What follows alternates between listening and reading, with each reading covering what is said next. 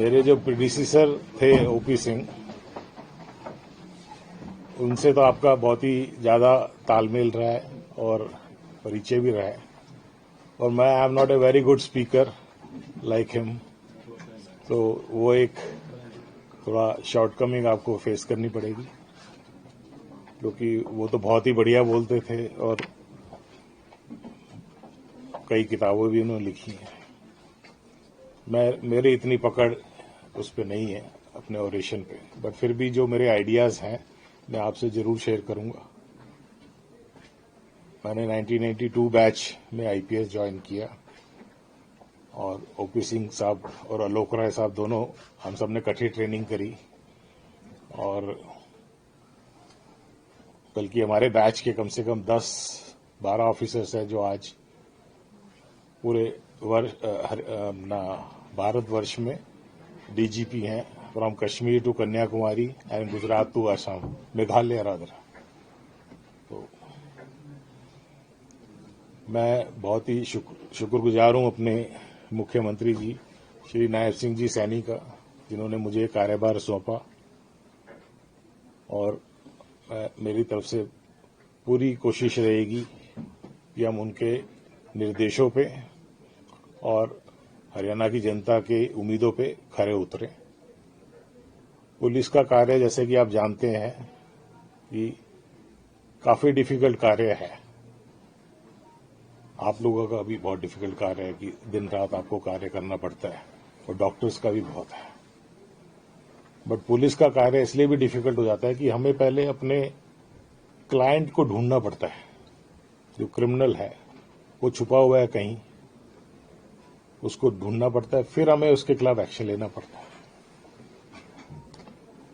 पिछले 30 सालों में मेरे हिसाब से पुलिसिंग एटलीस्ट 5 बार बदली है। जब हम आए थे 92 में, तो एक अलग टाइप की पुलिसिंग थी जो उस टाइम के हिसाब से चलती थी। उसके बाद इंटरनेट का दौर आया तो पुलिसिंग अलग हो गई। उसके बाद मोबाइल का आया तो फिर अलग तरीके से पुलिसिंग।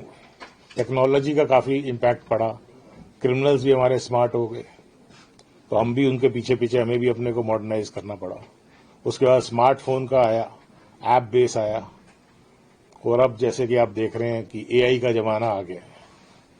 तो हरियाणा पुलिस जैसे जैसे उनके सामने चुनौतियां आई हैं, उन्होंने उसका डट के मुकाबला किया है, और हर क्षेत्र में हम सफल हुए हैं। चाहे वो 30 साल पहले टेररिज्म से लड़ाई हो, चाहे क्राइम कंट्रोल हो, चाहे लॉ एंड ऑर्डर सिचुएशन हो, और अलग अलग प्लेटफॉर्म पे हमें सराहा गया है। अभी हमारे होम मिनिस्टर श्री अमित शाह जी भी आए थे, और उनके विचार आपने सुने होंगे कि हरियाणा पुलिस का कितना बड़ा रोल है सेंटर के लिए और पूरे रीजन में शांति बनाए रखने के लिए।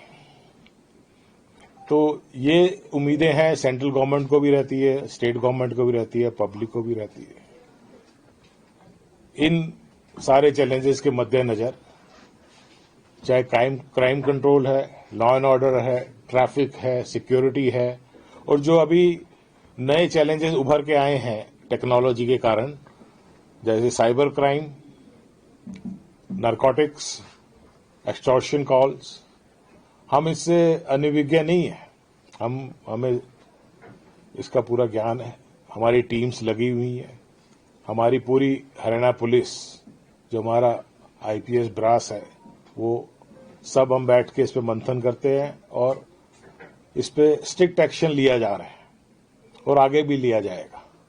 अभी जैसे आप जानते हैं, ऑपरेशन ट्रैकडाउन चला, ऑपरेशन हॉटस्पॉट चला, और विजिलेंस में हमने पीछा करो चलाया, तो उससे हमें बहुत सक्सेस मिली है।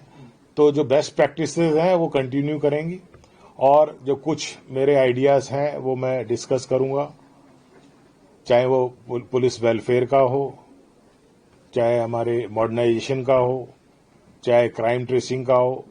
हमारे काफी काफी हमने स्टेप्स बनाए, क्योंकि मैं यहाँ पे काफी दिनों से हेडक्वार्टर में ही नीचे डीजी ह्यूमन राइट्स लिटिगेशन था, तो मेरे पास जो जो आइडियाज आते थे मैं उसको लिखता रहता था। अब 8-9 पेजेस के आइडियाज बन गए हैं यहाँ पे, तो उसको कैसे हम कार्यान्वित करेंगे, अपनी कैसे उसको इम्प्लीमेंट करेंगे, ये देखना है।